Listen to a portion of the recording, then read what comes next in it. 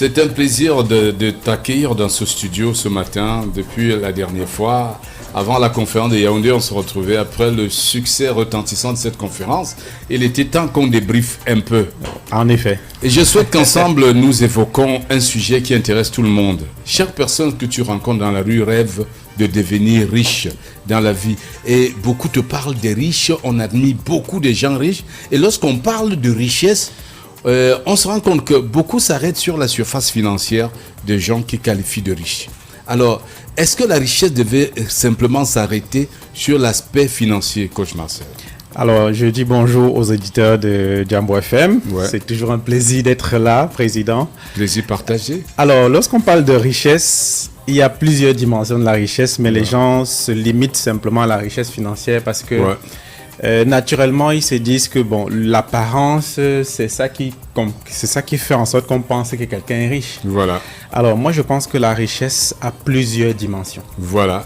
Et je souhaite que nous parlons aujourd'hui des 7 dimensions de la richesse. Voilà. Et pour que nos auditeurs comprennent qu'effectivement, pour s'estimer riche, pour s'estimer riche, il faut pouvoir remplir les 7 dimensions de la richesse. Vous ne pouvez pas vous estimer riche tant que vous n'avez pas rempli les 7 dimensions de la richesse. Et je suis tout à fait d'accord avec toi, président, parce que les gens se comportent les gens se contentent de ce qu'ils ont dans les poches, et ils se disent qu'on va limiter la richesse à ça. Mais en fait, les 7 dimensions de la richesse, moi je pense que la première richesse c'est d'abord sociale. Voilà, la richesse intérieure. C'est celle-là qui va chercher toutes les autres. Parce que si tu n'es pas intérieurement riche, tu resteras pauvre toute la vie, quelles que soient tes envies pour l'argent.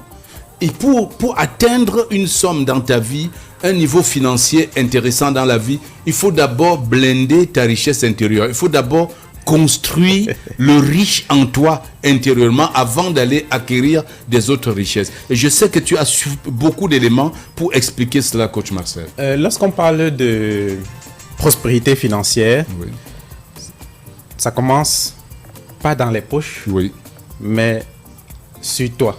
L'état d'esprit. Lorsqu'on dit que pour obtenir la prospérité financière, tu dois d'abord découvrir la meilleure version de toi-même. Absolument. C'est ça qu'on appelle la richesse intérieure. Voilà. C'est-à-dire que l'homme en lui-même a une capacité extraordinaire de telle sorte que lui-même ne connaît pas encore ses compétences. Moi, j'ai lu un livre dans lequel on dit qu'un être humain a 600 génies différents. Wow, 600 génies différents. Mais il y a des gens qui meurent sans explorer leur premier génie. Qu'est-ce qu'on appelle un génie? Est-ce qu'on peut considérer Thomas Edison comme un génie? Voilà.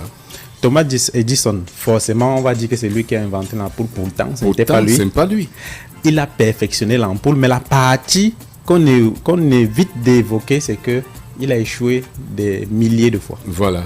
Et lorsqu'il a échoué ces milliers de fois, il a trouvé 1000 formules pour faire en sorte que l'ampoule réussisse. Mais les milliers de fois qu'il a échoué là, ça lui a pris combien d'années? Beaucoup d'années. Voilà pourquoi est-ce qu'on ne voit que la partie où il a réussi. 10 000 tentatives. Et lui étant génie aujourd'hui, on considère qu'il est génie parce que c'est lui qui a fait briller l'ampoule très longtemps. Absolument. Bon. La personne de lui qui avait échoué pendant plusieurs années, qui n'a pas abandonné parce que à la première échec il avait simplement dit comme celui qui a effectivement inventé, il aurait dit bon ça va, ça ne sert à rien. Voilà, il a abandonné. Continue pas. Voilà. 2, 3, 4, 1000 façons. Il a dit je n'ai pas échoué 1000 fois, j'ai découvert 1000 façons de ne pas réussir une ampoule électrique. Et en fait, quand tu vois le type de résilience par lequel il est passé, tu comprends que la seule possibilité d'atteindre ce niveau de résilience, c'est d'avoir une richesse intérieure qui n'a pas de nom, très forte. Et c'est ça la première richesse. C'est là où on dit que chacun a la capacité d'avoir son génie en lui. Le génie, c'est simplement la capacité à faire la même chose tout le temps, de telle sorte que le sujet que tu abordes soit facile pour toi. Et d'où l'importance de la richesse intérieure. Si intérieurement vous n'êtes pas préparé, pourquoi certains échouent et pensent que le ciel leur a tourné le dos? Parce qu'ils n'arrivent pas à tenir. Après 2-3 tentatives, ils ont déjà jeté l'éponge. Alors que la 4e, devait être la bonne, ils abandonnent au bon moment. Beaucoup ont abandonné tellement au bon moment. Je connais des amis qui ont vendu leur business, qui pensaient être un business maudit, et celui qui a pris n'a pas fait 1 mois pour le rendre florissant. Simplement parce que intérieurement, il n'était pas riche. La richesse intérieure, c'est réussir à découvrir et développer la meilleure version de toi. Tu ne peux pas devenir autre chose en restant la même chose que tu as toujours été sans cette chose. Pour passer à autre chose, il faut devenir une autre personne. Après cette richesse intérieure, coach Marcel, l'autre dimension de la richesse, c'est la dimension physique, la forme physique. Ah oui, beaucoup négligent cela, beaucoup ne tiennent pas compte du fait qu'ils doivent avoir un corps, un esprit sain dans un corps sain. Écoutez là où les deux se rencontrent. Vous avez vu, dans le sport, on dit un esprit sain dans un corps sain. Comprenez ce que ça veut dire. Tu ne peux pas dire, j'ai cultivé un esprit sain, à l'intérieur, je suis riche. Et que cette richesse va se noyer dans une poubelle, dans un corps qui ressemble à un bac à ordures, où on jette tout ce qui est toxique, les alcools, le tabac, tout ce qui est toxique, on vient verser dedans. D'où la deuxième dimension de la richesse. La deuxième dimension de la richesse m'intéresse beaucoup parce que en Afrique, on considère une personne riche lorsqu'il a pris le poids. Quand il a le gros ventre. On le voit avec le gros ventre, on dit que c'est le ventre de l'argent. Ouais. En fait, c'est le ventre de la malnutrition. Ouais. C'est le ventre des problèmes. En fait, bientôt, tu auras des difficultés du côté santé de ta vie. Quand on parle de richesse physique, tu ne peux pas être une personne qui a la capacité de chercher de l'argent lorsque physiquement, tu n'es pas stable dans tous les sens du terme. C'est clair. Ça veut dire qu'une personne qui pense qu'il doit dormir 12 heures de temps, il n'est pas en train d'éveiller son cerveau, il est en train de tuer son cerveau. Il est en train d'endormir son cerveau. Une personne qui pense qu'il ne peut pas mener d'activité physique tout le temps, mais il est en train de tuer son cerveau et non de l'éveiller, parce que quand tu mènes des activités physiques, tu oxygènes le cerveau et ça augmente sa capacité à produire. Une personne qui mange tout ce qu'il voit, tout ce qu'il peut, tout ce qu'il veut, en désordre. Il est en train de détruire son physique, croyant que comme il a atteint le niveau, il peut se servir 5 fois par jour. Il dit que ok, je vais faire la vengeance maintenant, je vais rattraper tout le temps que je n'ai pas mangé là. Et bizarrement, coach Marcel, certaines personnes, c'est quand ils accèdent un peu à l'autre dimension de la richesse, c'est-à-dire la dimension financière, qui commencent donc à pourrir leur vie. Ils pensent que cela leur donne l'opportunité enfin de manger comme ils veulent, à bouche que veux-tu. C'est exactement de ça que je parle. Lorsque tu vois les personnes qui vont dans les supermarchés, ce sont les qui? C'est les gens nantis, c'est les gens qui ont l'argent. Mais est-ce que tu sais que c'est dans le supermarché qu'il y a le plus de danger dans la nourriture? Ouais, il y a plus de nourriture toxique et nocive là-bas que dans le marché populaire. Mais est-ce que tu sais que c'est dans le marché populaire, la nourriture que tu prends au sol, que la grand-mère allait cueillir là, c'est ça qu'il faut manger. C'est là où il y a la santé. Mais on dit que comme on a atteint un certain niveau, on va au supermarché. On peut plus acheter un on peut plus s'aligner, on peut plus aller dans les... On va plus aller à Mokolo, non, ce n'est plus mon niveau. Alors on oublie, il est arrivé même une période dans ce pays où l'obésité était présentée comme un signe extérieur de richesse. C'est ça que on a dit. Et la famille ne donnait pas leur fille à n'importe qui, il fallait être un coup plié. Écoutez, c'est-à-dire que quand le cou se confondait à la tête, il n'y avait plus, on dit, c'est un coup plié, on lui donne notre fille. Et il y avait un pain qui venait bluffer nos parents qu'on appelait mon mari est capable. Les papas qui dotaient les femmes avec des pains, mon mari est capable, c'était des papas ventrus, fessus, joufflus, et bizarrement, ils ont laissé trop de veuves et d'orphelins parce que cette mode de vie les précipitait et on croyait que c'était le femme-là qui les emportait alors que c'était le mode de vie qui était mauvais à l'époque. Maintenant, parlons de l'autre dimension importante de la richesse, la troisième, qui est la dimension relation familiale et sociale. Ah oui. Alors, la relation familiale et sociale, pourquoi est-ce que c'est une dimension importante de la richesse? Parce que si tu n'es pas stable de ce côté-là, tu ne peux pas produire. Tu ne peux pas produire. Il n'y a aucune possibilité de produire lorsque à la maison ça ne va pas, lorsque autour de toi ça ne va pas. Si tu sors de la maison avec le bruit d'une femme, les insultes d'une épouse, la malédiction d'une épouse, que tu partes comme ça, ta voiture cogne, que tu partes ici, tu ne peux pas être stable dans la tête, Marcel. Quand tu t'es engueulé avec ta femme, tu t'entends pas avec les enfants. Tes frères et sœurs, c'est la guerre, tu ne peux pas être stable. Là où il y a problème, c'est que ce n'est pas ton entourage ou ta famille qui sont le problème. Ouais. C'est parce que c'est toi qui as décidé de faire le choix de ce type de personne. Tout à fait. Les gens utilisent, ou est-ce que on va utiliser le thème de on va parler de l'amour. On va dire que si on laisse telle personne, ça va faire comment? Si on se sépare de telle personne, ça va déranger. On a tel lien avec. Non. Où intervient l'intelligence émotionnelle? Lorsque tu sais là où tu vas, tu sais que tu dois t'entourer de personnes positives qui ont des ondes positives, parce que les ondes négatives contaminent 10 fois plus rapidement que les ondes positives. Absolument, et sont plus difficiles à s'en défaire que les ondes positives. Ça veut dire que si je suis entouré d'une personne, d'une femme par exemple autour de moi, qui se plaint chaque jour, il va arriver à un moment donné, si je l'écoute, que moi-même je commence à me plaindre chaque jour. Ouais. Et comme je me plains chaque jour, je ne peux pas produire. Tu ne peux plus travailler. Je serai en train de réfléchir sur comment régler les problèmes et non comment apporter les solutions aux problèmes des gens au quotidien. Et en réalité, lorsque la relation familiale devient toxique, ça devient très compliqué pour ton relation, pour ton évolution professionnelle. C'est tout à fait. Ça occupe ton esprit en permanence. Moi, j'ai une expérience dessus. Wow. J'ai une expérience personnelle. Ouais. J'ai eu 2 enfants avec une femme. Ouais.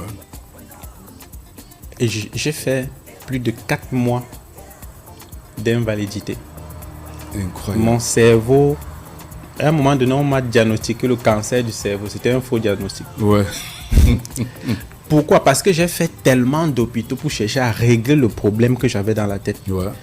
Et la conséquence directe, c'est que je rentrais à la maison seulement quand je veux dormir. Ouais. Et pour que je dorme, il fallait que je boive. Incroyable. Je sais pas à quel niveau tu vois où je suis. Pour rentrer chez toi, tu es obligé de te saouler la gueule. Il y avait des fois où je pars au bar, je m'assois, je bois là-bas, je dors là-bas, je quitte là-bas, je repars au travail. Incroyable. À ce point. Regardez le niveau toxique où j'ai décidé de me séparer de cette relation, je suis le Marcel d'aujourd'hui. Tu es guéri. La guérison est venue. J'ai dit l'instant où j'ai traversé la porte, parce que le jour où j'ai traversé la porte, j'ai tout laissé. Voilà. Parfois, il faut. J'ai traversé la porte comme ça. Mes maux de tête ont guéri. Je n'ai pas pris un médicament.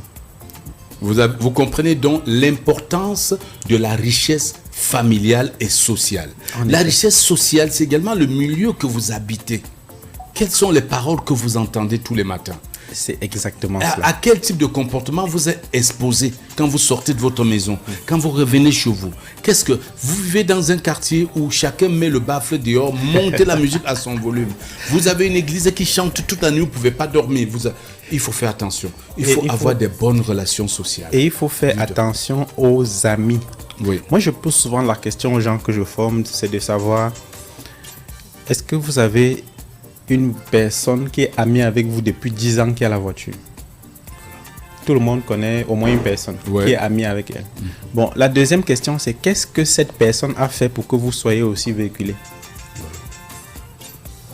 J'ai eu une expérience la semaine dernière pendant les formations d'écolage. Tout à fait. Je pose la question, il y a un qui est fier de lever la main et je lui demande justement qu'est-ce qu'il a fait pour toi pour que...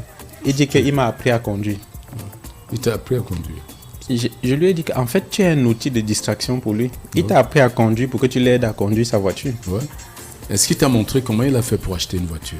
Mais qu'est-ce que tu fais avec cette personne? Voilà. Et il y a un exercice simple que toutes les personnes qui nous écoutent doivent faire à partir de maintenant. C'est de prendre leur répertoire, ils prennent leur téléphone, ils entrent dans le fichier contact et ils regardent premier nom. Il se pose une question, à quoi ce monsieur me sert? Si la réponse c'est non, si la réponse c'est rien, tu supprimes le numéro de ton téléphone. C'est clair. Et comme tu l'as fait avec ton téléphone, tu le fais aussi avec ton environnement direct. Tu regardes toutes les personnes avec qui tu es en contact direct tous les jours. À quoi tel me sert? Il me sert à quoi? Si c'est rien, la relation. Tu coupes la relation et tu te sépares de cette personne parce que cette personne ne peut pas te permettre d'évoluer. Parce que jusqu'à aujourd'hui, au moment où tu es en train de nous écouter, là, la personne ne t'a rien apporté. Tu dois marcher avec des personnes qui ont obtenu ce que tu cherches. Voilà. Et qui sont prêts à t'aider à être comme eux. bien choisir sa compagnie. Marcher avec des gens qui peuvent t'aider à booster ton moral, qui croient en toi. Voilà. Parce qu'en même temps, nous sommes champions pour choisir parmi nos amis que des personnes de tam-tam pour marcher avec eux. Pendant que ton enthousiasme est au paroxysme, le gars perce le tam-tam pour que tu arrêtes la danse. Voilà. Ah, donc, il faut savoir, tout projet que tu lui présentes, il te montre par A plus B comment tu vas échouer. Et il ne te cite que les gens qui ont déjà tenté comme toi ont échoué. Si vous avez des gens comme ça dans votre environnement, fuyez-les, enlevez-les de votre répertoire téléphonique et quittez. C'est clair. Passons à la quatrième dimension de la richesse, qui est la dimension financière, votre compte en banque. Ça, si vous avez toujours associé la richesse à l'argent, regardez, ça n'arrive qu'en quatrième position. Et c'est en quatrième position selon Robin Sharma. Ouais, selon Robin Sharma. Mais ailleurs, c'est encore plus en bas. C'est même plus bas encore. Parce qu'on va mettre la richesse spirituelle avant la richesse financière. Tout à fait. Lorsqu'on parle de la richesse financière, il y a plusieurs dimensions de l'argent. Ouais. C'est que la monnaie, c'est juste la partie physique de toute cette dimension. Donc, cette monnaie qui te permet de faire un échange, d'accomplir, de réaliser quelque chose. Mais il y a beaucoup de choses qu'il y a autour. Absolument.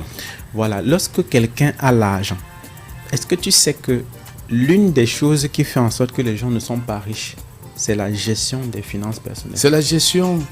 Il y en a même qui sont incapables de te dire ce qu'ils ont fait de leur argent tout au long d'une année. Il y a des gens qui sont morts sans jamais prendre un moment pour dire que bon, j'ai dépensé telle chose, tel jour, tel jour, voici ce que j'ai gagné, je fais le ratio, voici ce que j'ai. Et pour savoir où va votre argent, parce que tu vois, plusieurs personnes te rencontrent et disent vraiment, je ne sais pas où part mon argent. Voilà. J'ai l'impression qu'on a percé mes poches, on a percé mes mains. Et il y en a même qui te font croire que quelqu'un leur en veut au village, que quelqu'un aurait fait des pratiques mystiques pour que l'argent glisse entre ses doigts, pour qu'il ne garde jamais l'argent. Et quand tu lui demandes, alors, est-ce que tu me fais le bilan de tes dépenses cette semaine? Oui. Il n'est pas au courant. Il n'est pas capable. Est-ce que tu peux me faire dresser le bilan de tes dépenses de cette journée? Il ne se souvient. Ah, le matin, j'ai pris un petit déjeuner. J'ai mangé à midi et j'ai mangé le soir. Il oublie qu'il s'est arrêté, il a acheté un bonbon, il a acheté une cigarette, il a offert une bière, il a pris le taxi, il a mis la connexion Internet, tout ça. Il n'est pas capable. Or, les dépenses sans budget sont des dépenses désordonnées. Et c'est la principale cause de pauvreté financière dans notre société. Beaucoup de gens ont déjà brassé tellement d'argent, mais n'ont jamais su comment cet argent est parti. Parce que très peu de gens sont enclins à établir un budget avant de faire les dépenses. Et aussi, beaucoup de gens n'arrivent jamais à en mettre à côté. Parce que peut-être pour des raisons culturelles, je ne sais pas, ils ont appris à maudire l'argent. Depuis leur enfant, ils ont entendu les parents pauvres dire du mal des riches et dire du mal de l'argent au point où ils se sont interdits d'en gagner parce qu'ils ont même peur de l'argent. Ils ont peur d'en gagner pour qu'on ne les taxe pas de sorciers ou de quelqu'un de compliqué. Et du coup, tous ces conditionnements culturels venus de notre enfance, de nos milieux où nous avons grandi, amènent certains à éviter l'argent dans leur vie. Or, nous avons besoin d'argent. En effet. L'argent permet de devenir utile à la société. Sans argent, tu ne peux pas donner une contribution à la société. Sans argent, tu ne peux pas envoyer tes enfants à l'école. Tu ne peux pas payer ta santé. Tu ne peux pas manger. Donc, il ne faut pas maudire l'argent. On en a besoin. Moi, je pense même plutôt qu'il faut maudire la pauvreté. Oui. Parce qu'un pauvre, c'est un pécheur de fait. C'est-à-dire que tu ne peux pas dire que tu respectes les règles de ce qui ont été établies par Dieu quand tu n'as rien dans tes poches. Il faut maudire la pauvreté, coach Marcel. La pauvreté est un péché. C'est un péché. Rester pauvre, c'est péché. La pauvreté est un péché. Il faut la maudire, la pauvreté. Et si vous êtes dans la pauvreté, vous n'êtes pas en train d'accomplir l'œuvre de Dieu. C'est clair. Dieu est un Dieu de richesse. Certains vont vous évoquer pour des raisons religieuses, l'argent n'est pas bon. Ils vont dire qu'il est facile pour qu'on donne la dîme à l'église, si l'argent était mauvais. Rien ne peut se faire sans argent. C'est clair.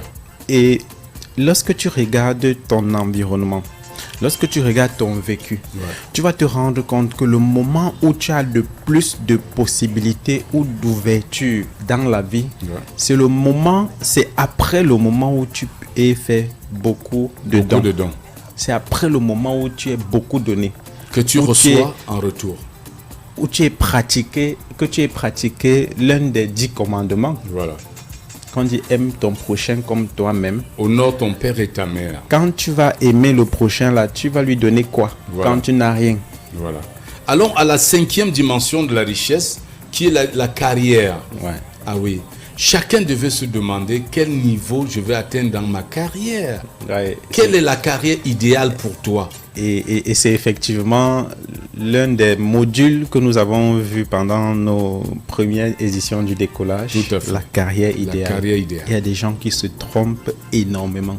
Moi, j'ai juste envie de poser la question aux personnes qui nous écoutent maintenant, c'est de savoir, est-ce que vraiment, si la prospérité financière s'est limitée à l'effort physique, ouais, ce ne seraient pas les pousseurs qui seraient les plus riches? Les pousseurs seraient les dockers seraient les plus riches. Les plus riches, non. Les benskinners même seraient les plus riches. On est en train de se rendre compte que de plus en plus, ce sont les personnes qui sont physiquement capables, qui portent la mallette de ceux qui n'en sont pas du tout. Et finalement, choisir la carrière idéale échappe à beaucoup de gens. Et avec l'avènement de l'intelligence artificielle, Marcel, il est temps de marteler aux gens que la carrière idéale devient très compliquée aujourd'hui à repérer. Si hier, il suffisait d'aller à l'école, avoir des bons diplômes, avoir un bon métier, ça ne garantit plus la carrière idéale. La carrière idéale doit se choisir intelligemment. Exactement, parce que pour gagner de l'argent, comme j'ai dit, ce n'est pas l'effort physique, mais c'est en fait la mise sur pied d'un système qui permet de consommer et de distribuer des produits d'une marque, que ce soit la vôtre ou de quelqu'un d'autre. Ça veut dire que si vous avez encore la possibilité de travailler de vos mains et de gagner de l'argent juste à la sueur de votre front, vous ne pourrez jamais atteindre cette dimension spirituelle, cette dimension de la richesse. C'est pas possible. Ce n'est pas possible. Parce que pour atteindre cette dimension de la richesse, il faut que tu aies mis en place un système qui travaille même quand tu n'es pas là. Même quand tu dors. Et qui génère de l'argent même quand tu dors. Qui génère de l'argent de façon continuelle. Et comment est-ce que tu peux générer de l'argent de façon continuelle? Tu dois chercher ce que les gens consomment chaque jour. C'est tout. Et chercher à les atteindre de façon simple. Tu cherches à atteindre les gens qui consomment chaque jour. Et c'est aussi simple. C'est tout. Parce que l'argent que tu cherches se trouve dans les poches des gens qui sont autour de toi. Et qui consomment chaque jour. Et il faut donc que tu trouves le moyen de tirer cet argent de leur poche sans voler, sans arnaquer. Et le seul moyen, c'est de leur proposer une solution à leurs problèmes spécifiques. Et lorsque nous avons insisté sur le marketing des réseaux, une dame m'a approché et me dit, président, pourquoi vous insistez tant sur le marketing des réseaux? J'ai dit, madame, allez faire les recherches sur Internet. Vous verrez que 40% des métiers d'aujourd'hui vont disparaître d'ici 10 ans avec l'intelligence artificielle, parmi lesquels peut-être le vôtre et celui de votre mari et peut-être celui de vos enfants qui n'ont même pas encore fini l'école. Alors, la seule profession qui ne souffrira de rien avec l'intelligence artificielle et qui au contraire va s'amplifier, c'est le marketing des réseaux. Elle dit pourquoi? Je dis mais c'est basé sur le contact humain. Et sur la consommation quotidienne. Est-ce qu'il y a un jour tu ne vas pas laver tes dents? Et tu dis non, tous les jours. Est-ce qu'il y a un jour tu ne prends pas de café, de thé?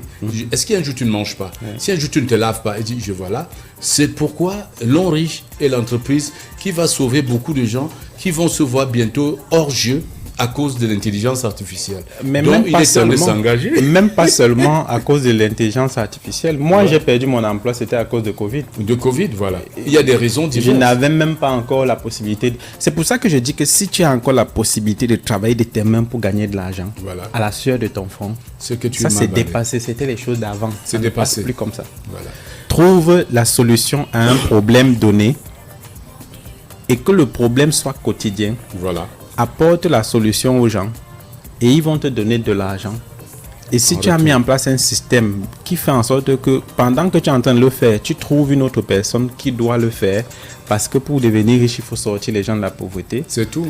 Tu vas donc mettre en place ce système avec des consommateurs et des distributeurs de tes produits.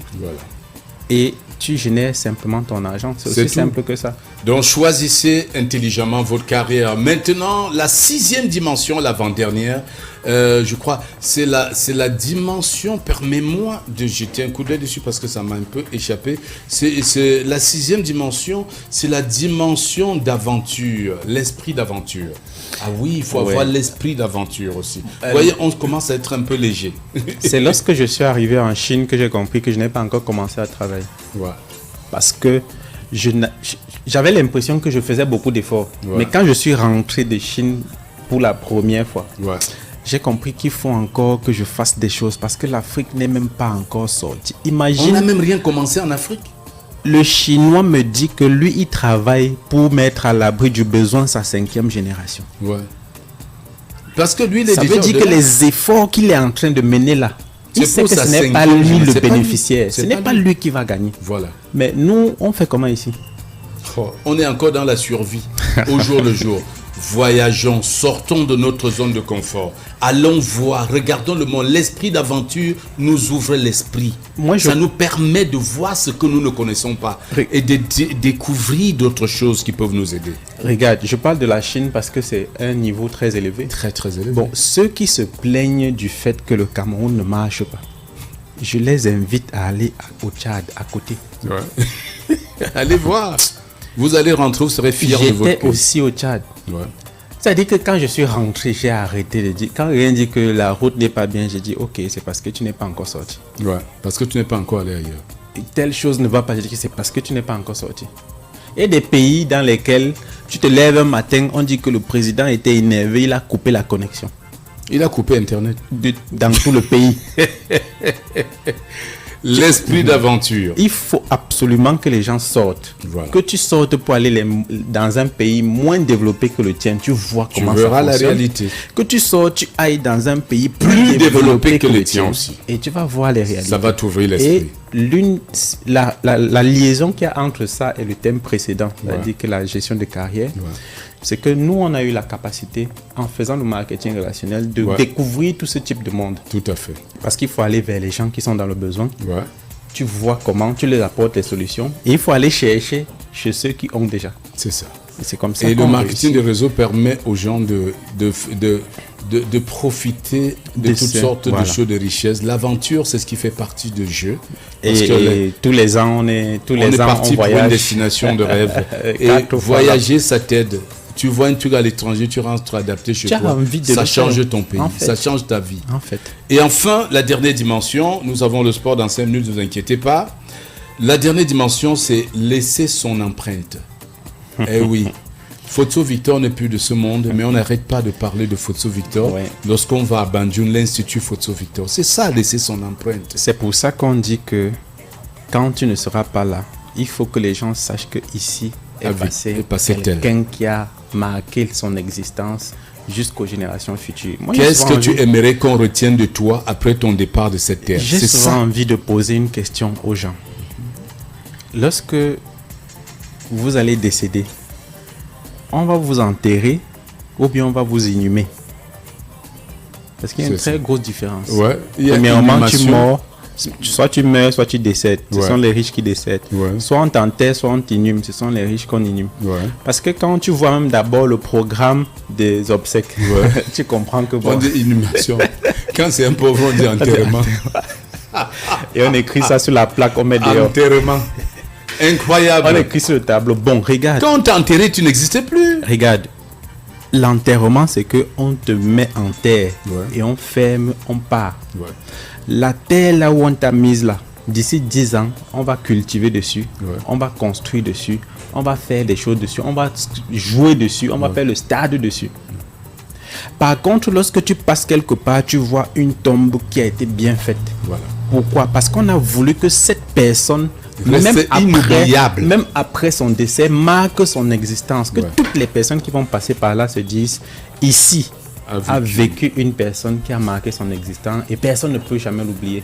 C'est quand tu vas passer que tu vas demander, ici on a enterré qui? On va raconter son histoire. On va te raconter l'histoire. C'est ça l'objectif de chacun d'entre nous. Merci beaucoup coach Marcel d'être venu. Chers auditeurs, nous espérons que vous avez compris les 7 dimensions de la richesse. La dimension intérieure fait partie de la dimension spirituelle. C'est la première dimension même spirituelle. Donc vous avez compris, l'argent n'arrive qu'en 4e position ici. Vous avez compris tout ce qu'il vous faut. pour vous sentir riche. Et c'est ça qui fait de vous un vrai riche.